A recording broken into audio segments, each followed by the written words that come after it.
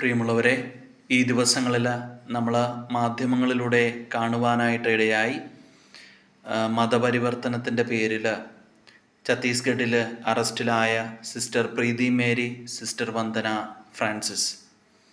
നമുക്കറിയാം, ഇന്നും അവർക്കൊരു ജാമ്യം പോലും ഇല്ലാതെ ആണ് കോടതി അവർക്കെതിരായിട്ട് കുറ്റം വിധിക്കുന്നത്.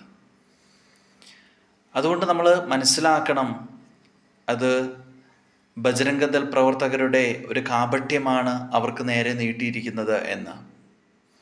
ഒരുപക്ഷെ ആദിവാസികളുടെ ഇടയിൽ, സമൂഹത്തിൽ അടിച്ചമർത്തപ്പെട്ട ആളുകളെയൊക്കെ അവരുടെ ക്ഷേമത്തിന് വേണ്ടി പ്രവർത്തിച്ചതായിരിക്കാം ഈ സിസ്റ്റേഴ്സിന് ഇങ്ങനെ ഒരു ഗതി ഉണ്ടായത്.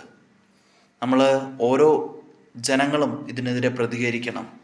കാരണം നമ്മുടെ ആർട്ടിക്കിൾ, നമ്മുടെ രാജ്യത്തിൻ്റെ ഭരണഘടനയുടെ 25-ാം ആർട്ടിക്കിൾ അനുസരിച്ച് ഏതൊരു പൗരനും ഏത് മതം സ്വീകരിക്കുവാനും അത് ആചരിക്കുവാനും പ്രചരിപ്പിക്കുവാനും ഉള്ള അവകാശമുണ്ട്. ഈ അവകാശത്തെയാണ് ഹിന്ദുത്വ തീവ്രവാദ സംഘടനയായ ബജ്രംഗദൾ പ്രവർത്തകർ വെല്ലുവിളിക്കുന്നത്. നമ്മളിതിനെതിരെ പ്രതികരിക്കണം.